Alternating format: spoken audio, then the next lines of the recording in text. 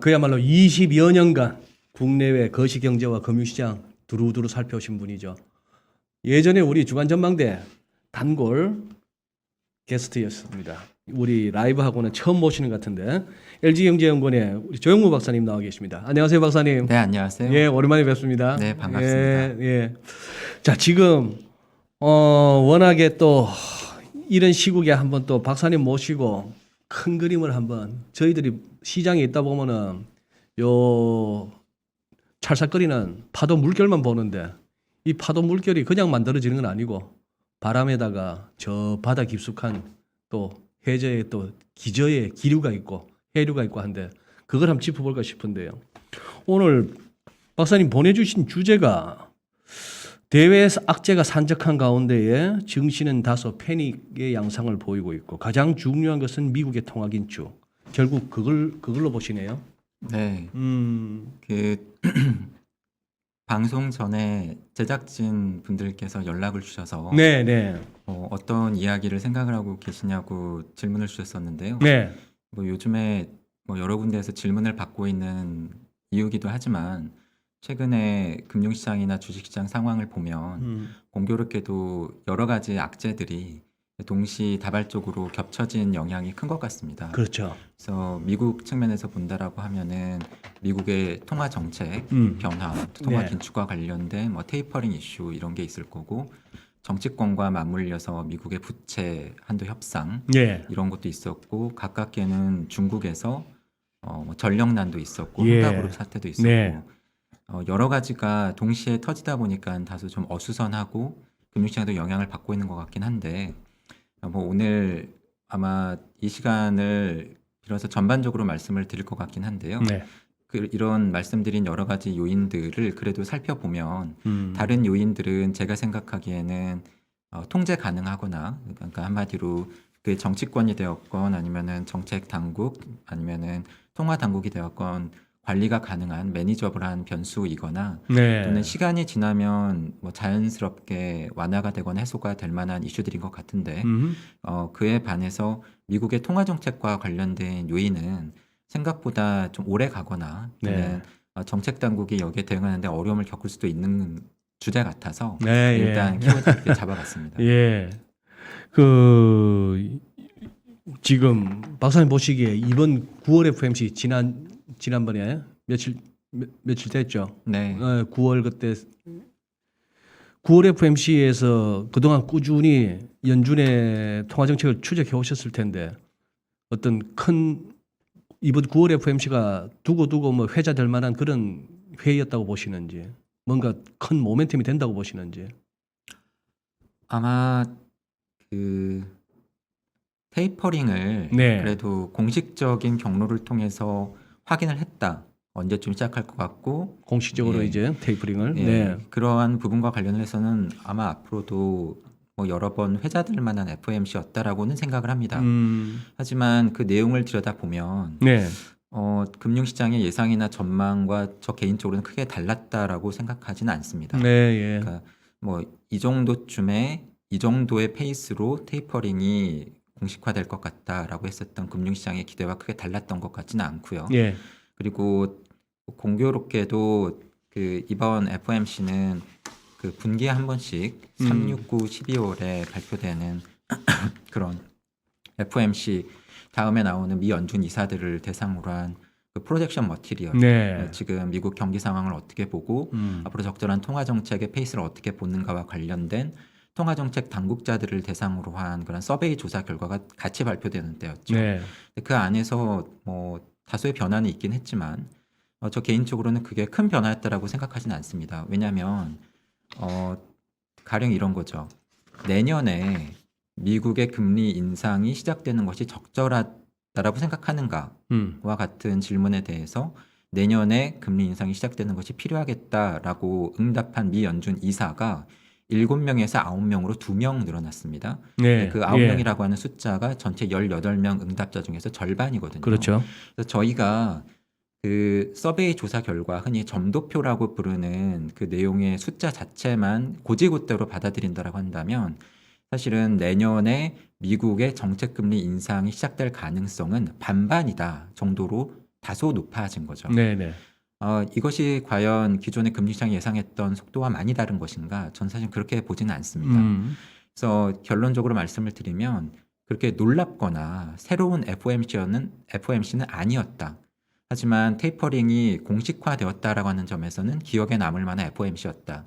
하지만 통화정책과 관련해서 저 개인적으로 더 의미가 있다라고 생각하는 것은 비교적 최근이죠. 예. 파월 미 연준 의장이 예. 기존에 미국의 인플레이션은 그렇게 크게 걱정할 만한 것이 아니고 장기화되지 않을 것이다라고 예상했던 늘 일시적이다 그랬죠. 예, 근데 그런 스탠스를 바꾸는 발언을 최근에 했다라고 네. 하는 부분이 예. 사실은 금융시장에도 더 많이 영향을 주고 있고 예. 그 부분에 대해서 저희가 조금 더 관심을 기울여야 된다라고 저 개인적으로는 보고 있습니다.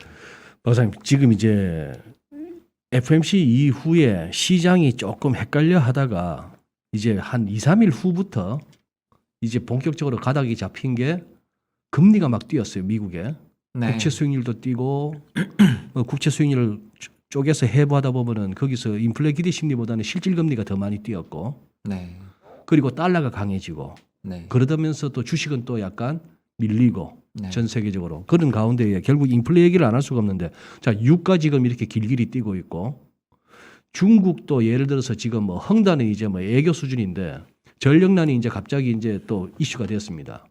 그러면서 제조업체들이 뭐 지역별로는 지역에 따라서는 주 5일 중에 이틀만 돌린다는데 공장을 네. 그런 상황이면은 맨날 그 인플레 걱정을 하면서 이게 일시적일 것이다 했는 게 공급망에서의 병목 현상이 결국은 뭐 해소되면은 다 괜찮을 거 아니냐 하는데 지금 중국의 전력난 이게 길게 간다면은 이것도 제가 봐서는 인플레에 상당히 악영향을 미칠 만한 요인 아닙니까? 네. 중국산 뭐 부품이 됐건 원자재가 됐건 중국에서 공급이 이제 막힌다고 본다면은 네. 지금 그러면은 제일 어떻게 큰 고민이자 연구 대상이 인플레 쪽이실 텐데 연구원이나 아니면 박사님 개인적으로는 이 인플레 문제를 어떻게 봐야 될까요? 사실 그렇게 크게 걱정하고 있지는 않습니다. 그래요? 예. 그것은 사실 인플레라고 하는 것은 예. 물건 가격이 오르는 거잖아요. 그렇죠. 근데 물건 가격이 오르려면은 지금 저희가 경험을 하고 있지만 사실은 공급과 수요가 둘 다 작용을 해야죠. 네. 공급이 원활하게 되지 않는다. 그것이 뭐 물류와 관련된 것이건 아니면 반도체와 같은 특정 품목에서 발생한 것이건 어쨌든 병목 현상이나 가격이 오르거나 공급이 원활하게 되지 않는다라고 하는 원인에서 생길 수가 있고 네. 또는 물건의 공급은 한정되어 있는데 수요가 굉장히 좋다. 그래서 수요가 좋으려면 사실은 경기가 좋아야 되잖아요. 예. 그러니까 사실은 이러한 인플레와 관련된 전망에 있어서는 공급과 수요 측면을 동시에 보는 게 맞죠. 네. 근데 개인적으로 인플레에 대해서 그렇게 크게 걱정하지는 않는다라고 말씀을 드리는 이유는 장기적으로 볼 때 세계 경제가 계속 좋기는 어렵다라고 보기 때문입니다.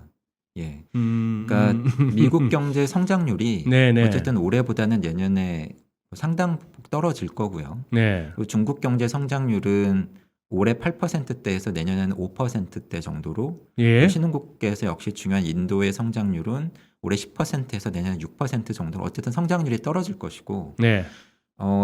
이렇게 낮아지는 성장률을 보면 코로나 이후에 저희가 경험을 했었던 일종의 보복 소비나 또는 이연 소비 같은 것들 네. 그리고 이러한 소비를 뒷받침했었던 정부의 재정 지출이나 가계 소득 보전이 계속되지 않는다라고 한다면은 수요가 앞으로도 계속 좋다라고 보기는 좀 어렵지 않나 생각을 하고 있습니다. 그런데 뭐 파월도 그러한 이유 때문에 이번에 발언을 조금 바꾼 것이라고 저 개인적으로 생각을 하고 있는데 네. 뭐냐면 공급 측면은 다소 좀 우려스럽습니다. 공급 측면은. 네. 네. 그러니까 당초 예상을 했던 것보다도 반도체와 같은 일부 품목에서 네. 생각보다 생산이 빨리 늘고 있지 않고 병목 현상이 해소가 되고 있지 않고 그리고 국제 원자재 가격이 생각보다 좀 예상보다도 높은 수준을 좀 이어가고 있고 네. 그리고 국제 물류 해상 운송 가격 같은 것들이 좀 오르거나 예. 또는 거기에서도 병목 현상 같은 것들이 생기고 있고 예. 이 공급 측면은 사실은 생각보다는 애로사항이 좀 지속되고 있는 것 같고요. 네. 특히 중앙은행의 통화 정책과 같은 이러한 정책 대응은 기본적으로 금리를 올리고 내림으로써 돈이 풀리고 안 풀리고 예. 한마디로 물건을 사는 수요를 늘리고 줄이고 하는 수요 조절 정책이죠. 한마디로 중앙은행은 수요는 조절할 수 있지만 공급 쪽에는 손을 댈 수 없거든요. 그래서 예. 최근에 파월 의장이 한 발언을 보면 예. 그에 대한 고민이 이 발언 곳곳에서 묻어나고 있습니다. 예. 그런 면에서 보면은 아마 파월 의장의 발언의 배경에는 예. 생각보다도 공급 측의 애로가 심하고 예. 이어지고 있다라고 하는 부분이 작용을 한 것 같습니다. 하지만 그럼에도 불구하고 어쨌든 세계 경제 성장률은 올해보다 내년에 떨어질 것이고 주요국의 경기 흐름이 그렇기 때문에 인플레가 계속해서 높아질 거라고 보고 있지는 않고요. 예. 그렇기 때문에 뭐 미국도 그렇고 우리나라도 그렇고 중앙은행들의 통화정책 스탠스가 변화를 하고 있지만 과거의 중앙은행들이 금리를 많이 올렸을 때처럼 아주 큰 폭으로 지속적으로 금리를 많이 올리기는 쉽지 않다라고 보고 있습니다. 하지만 당초에 봤었던 것보다는 인플레에 대한 우려가 좀 지속되고 있고 예. 좀 높은 수준을 당분간 이어질 가능성이 있고 예. 그것이 기존의 금융시장이 예상했던 것보다는 좀 높은 수준이기 때문에 예. 거기에 대한 일종의 조정을 미국 국채 시장을 중심으로 해서 금리가 반영을 하고 있고 당장의 금리가 변화를 하게 되면 예. 미국의 IT 업종과 같은 이런 기술주를 중심으로 해서 왜냐하면 현재의 주가는 특정 기업이나 산업이 미래에 벌어들일 이익을 현재 가치화한 것들의 합계죠. 예. 그런데 여기에서 적용되는 것이 디스카운트 레이트 금리인데 예. 어쨌든 지금의 금리가 높아지게 되면 앞으로 미래 수익이 많이 발생하는 업종, 그쪽 웨이트가 큰 업종을 중심으로 해서 주가가 디스카운트 되는 요인이 되는 건 분명하거든요. 그것이 지금 영향을 미치고 있지 않나고 생각을 하고 있습니다. 알겠습니다. 저는 뭐 진행을 하다 보니까 지금 함께 하고 계신 분들이 지금 5천 명 정도가 같이 이걸 실시간으로 보고 계시고 채팅방도 채팅이 이제 활발하게 이루어져서 계속 이렇게 보고 있습니다만 우리 조 박사님, 우리 조금 이 토론의 톤을 갖다가 좀 바꾸시죠. 지금 별로 재미들이 없으신가 본데 네. 재미들이 없으신 것 같은데 이렇게 여쭤볼게요. 자, 장이 빠지고 있다. 장 빠지면 좋은 사람도 많아요, 시장에. 네. 장 빠지는 쪽으로 하방으로 베팅한 사람들은 지금 뭐 월가에서도 그쪽으로 베팅해서 지금 룰루랄라 하는 애들 적지 않다고 저는 생각하는데 그저 오르기만 바라는 사람들한테는 장 빠지면 힘듭니다만 자, 장이 빠졌다. 궁금한 거는 이 장이 왜 빠지니? 그리고 언제까지 빠지겠니? 이런 겁니다. 그러면은 왜 빠지니에서 지금 이제 말씀 제일 먼저 다룬 게 지금 돈 풀기를 했던 것이 이제 돈 풀기가 끝나고 이제 금리도 오를 것 같다 하나. 그다음 두 번째 중국 얘기가 자꾸 나왔다. 뭐 헝다가 뭐 망할 것 같다 했다가 이번엔 또 전력난이 그렇다. 또 유가도 오른다. 거기다가 우리도 무슨 8월달 한국은행 지표 보니까 뭐 생산 소비 투자할 것 없이 죄다 지표가 안 좋았더라. 이래 되는데 그러면은 그게 어느 정도겠는가? 조금 이렇게 제 말씀 아시겠죠? 그냥 이렇게 얼핏얼핏들도 뭔 소리 하는지는 알겠건. 그럼 박사님, 금리가 지금 이제 연방기금 금리는 0에서 0.25입니다. 현재. 네. 얘들이 그러면 연준이 앞으로 몇 차례 올린다 치면은 뭐 1%도 갈 수 있고 1.25나 1.5도 갈 수 있고 한데 지금 이게 연방기금 금리가 1%가 넘고 미국 국채 수익률이 그러면은 1.5나 2%쯤 가면은 뒤집어집니까 세상이? 그 금리가 너무 높아서 그렇게 보십니까? 저 개인적으로는 그 정도까지 높아질 것 같은데 중요한 것은 속도일 것 같습니다. 속도. 네. 그런데 속도가 그렇게 가파를 것 같지 않다라고 보고 있습니다. 앞서 있었던 미국의 통화 긴축 경험, 2010년대 중반에 있었던 테이퍼링, 또 그 이후에 있었던 정책금리 인상의 사례를 보더라도 네. 테이퍼링은 2014년에 시작해서 1년 동안 점진적으로 이루어졌고요. 예. 테이퍼링이 끝나고 나서도 실제로 정책금리 인상은 1년 뒤인 2015년 12월에 가서야 이루어졌죠. 예. 그리고 다음번 금리 인상은 또 1년 뒤인 16년 말 12월에 가서 있었고 17년에 3번, 18년에 4번의 금리 인상이 있었습니다. 네. 그러니까 연도별로 따지면 1, 1, 3, 4, 예. 4년에 걸쳐서 그러니까. 매우 점진적으로 이루어졌는데요. 저 개인적으로는 이번에도 유사하거나 아니면 이 정도 속도보다 조금 빠른 정도. 예. 하지만 앞서 소장님께서도 말씀을 하셨지만 말씀하셨던 수준 이상의 금리 수준을 크게 넘어서는 그러니까 시장이 깜짝 놀라거나 패닉에 빠질 정도로까지 금리 인상 가능성을 높게 보고 있지는 않습니다. 그거는 왜 그러냐면 이거는 조금만 생각해 보시면은 이해하실 수 있는데 네. 미국의 중앙은행발 미국 경제 위기가 올 것이냐라고 하는 질문과 사실은 똑같은 겁니다. 미국의 중앙은행이 과도하게 금리를 인상해서 미국 경제에 빠뜨린다라고 하는 것은 저 개인적으로는 매우 이상한 시나리오 같습니다. 결국은 미국이 금리를 인상한다라고 한다면 네. 아마도 미 연준은 미국 경제가 그러한 금리 인상 충격을 감내할 정도인가를 예. 천천히 점진적으로 확인하면서 그것이 확인되는 스탠스 안에서만 금리를 올릴 겁니다. 올릴 것이다.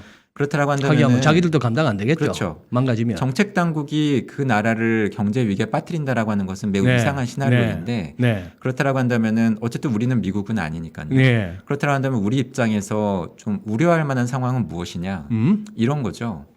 미국 경제는 미 연준이 판단하기에 금리 인상의 충격을 감내할 수 있을 정도로까지 괜찮은데 그래서 그걸 보면서 미 연준은 금리를 올리고 있는데 공교롭게도 미국 말고 다른 나라들은 경제 상황이 그렇지 못하다. 아하.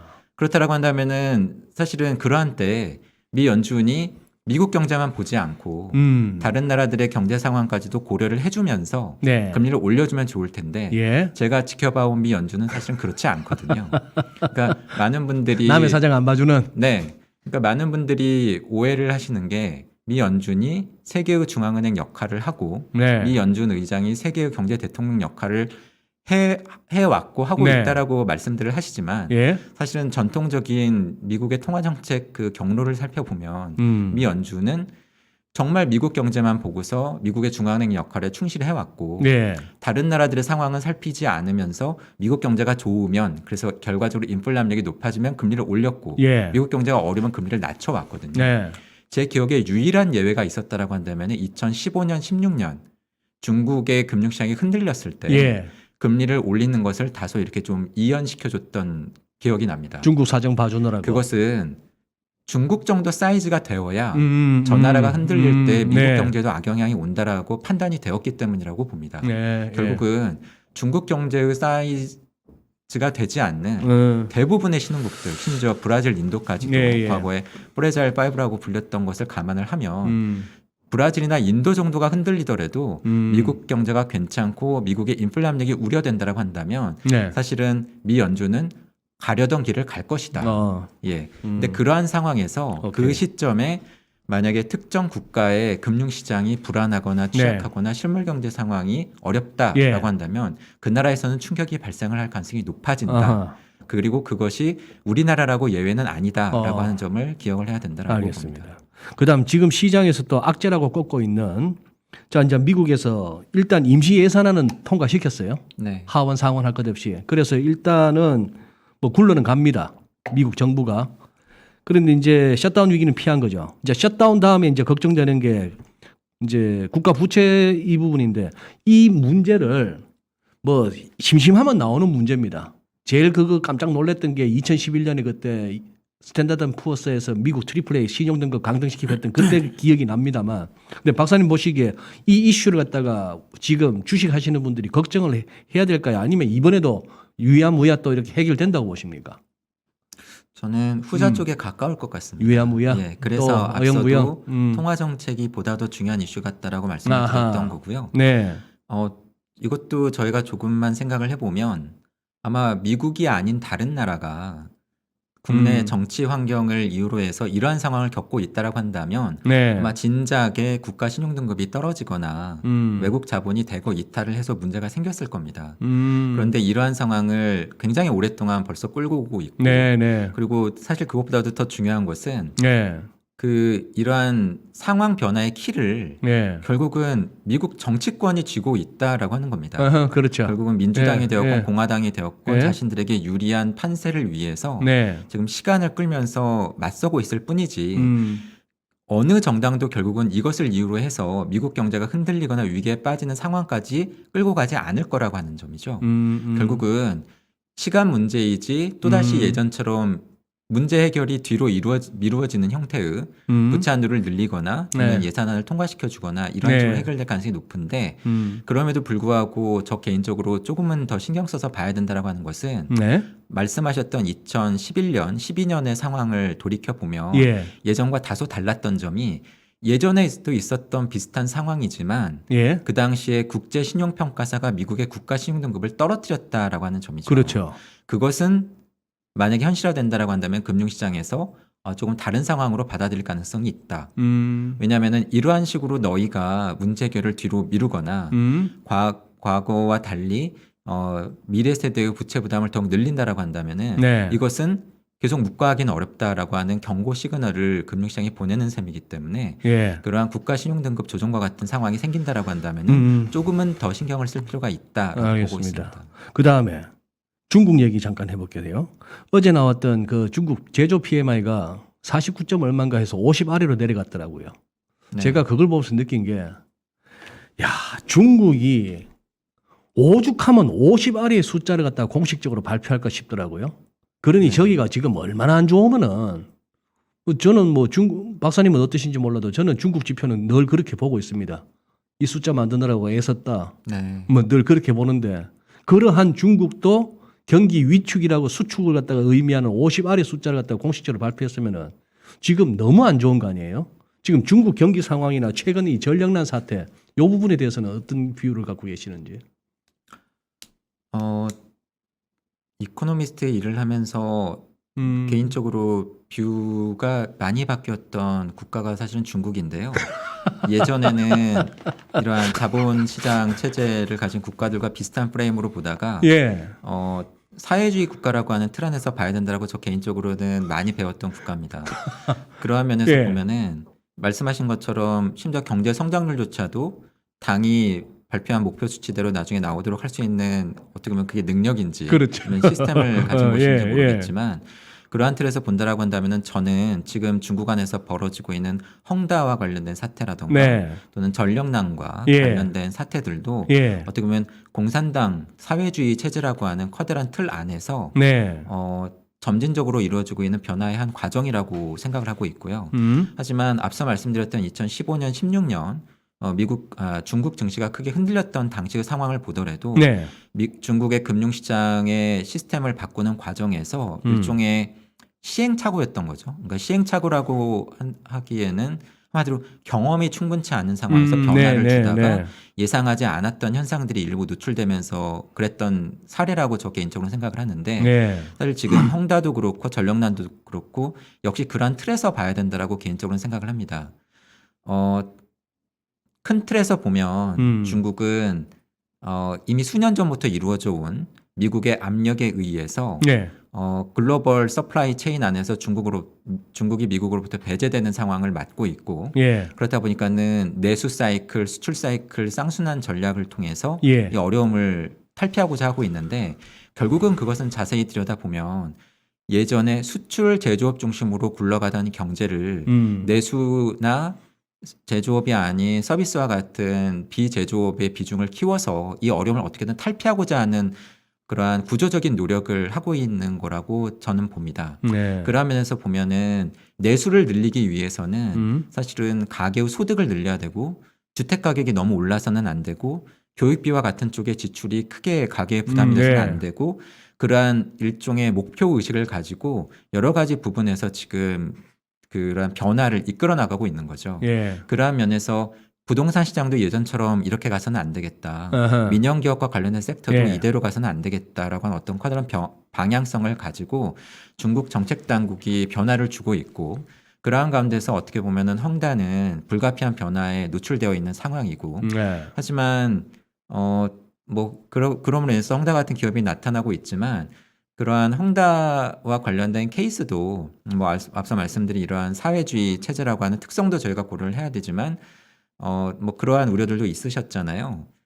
미국의 글로벌 금융 위기와 비교해서 리만 브라더스와 네. 비교하시는 것도 있었고 하지만 근본적으로 다른 것이 자본주의 체제냐 사회주의 체제냐 하는 것도 있고 헝다는 부채는 많지만 부채의 구조가 이러한 자산 유동화라던가 파생상품 구조를 통해서 리먼 브라더스 사태 때 저희가 경험했던 것처럼 숨겨져 있던 부실이 연쇄적으로 터지는 게 아니라 비교적 심플하면서 노출되어 있는 부채 구조라고 하는 점, 그리고 헝다의 부채의 60-70% 정도가 결국은 국제 금융 시장이 아니라 중국 금융 기관들에 노출되어 있고 그러한 중국 금융 시스템이나 금융 기관들은 철저하게 중국 정부나 공산당의 통제 아래 있다라고 하는 이런 점들을 감안을 할 때 교란 요인으로 작용할 수 있겠지만 결국은 중국의 공산당이라던가 이러한 시스템이 그 안에서 그것을 어떻게든 이렇게 추스려 나가지 않을까 개인적으로는 판단을 하고 있고 전력난 역시도 사실은 이게 벌어지는 과정을 보면 호주한테 석탄 수입을 안 하겠다라고 했던 것도 중국이고 그렇죠? 그리고 환경 관련된 국제 회의를 앞두고 이러한 공해 물질의 배출을 조절하기 위해서 뭐 그게 그러니까 성의 정부가 되었건 중앙 정부가 되었건 이러한 공해 물질 배출과 관련된 이러한 통제나 변화된 것을 하는 것도 결국은 정책 당국이고 그렇기 때문에 이러한 문제의 원인이 정책 당국의 판단에 있었기 때문에 그 해법 역시도 결국은 정책 당국이 쥐고 있고 그것은 결국은 큰 틀에서 보면은 매니저블 하다라고 하는 틀 안에서 중국의 상황을 보는 것이 맞지 않나라고 생각을 하고 있습니다. 예, 알겠습니다. 빨리 끝내라. 누구냐?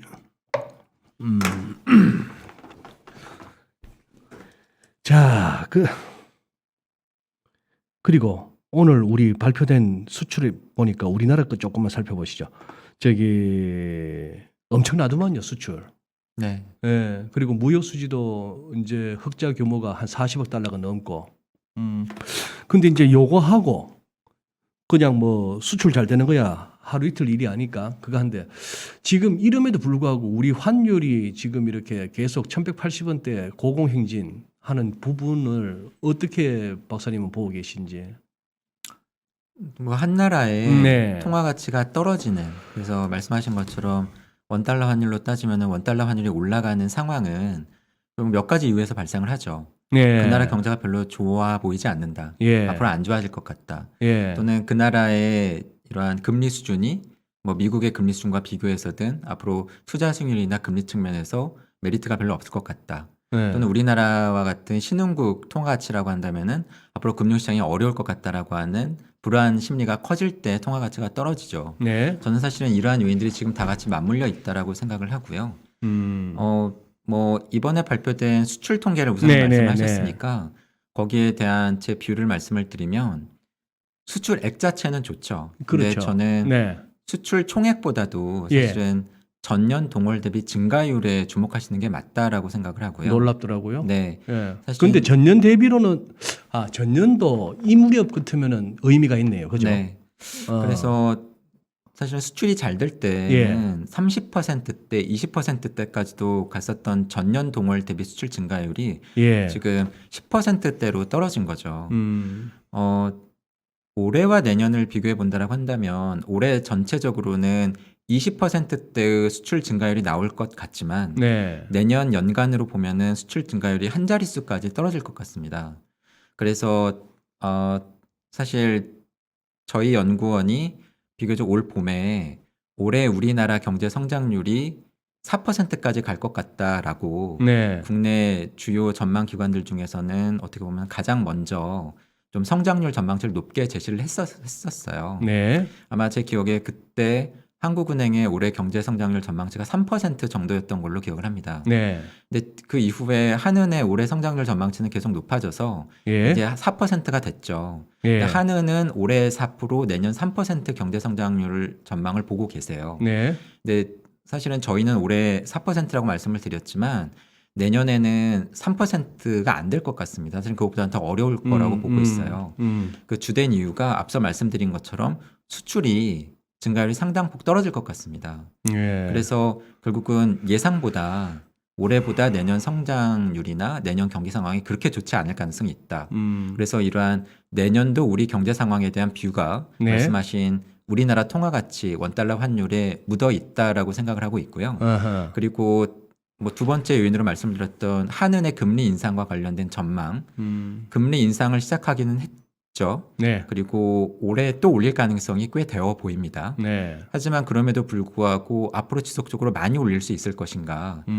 별로 그럴 것 같아 보이지는 않습니다. 미국보다 먼저 금리를 올리기 네, 시작했고 그러긴 또 올릴 했으나. 가능성은 있지만 지속적으로 많이 올리기에는 앞서 말씀드린 것처럼 내년 이후에 우리 경제 상황이 그것을 그렇게 충분히 뒷받침해 줄 것 같지 않다.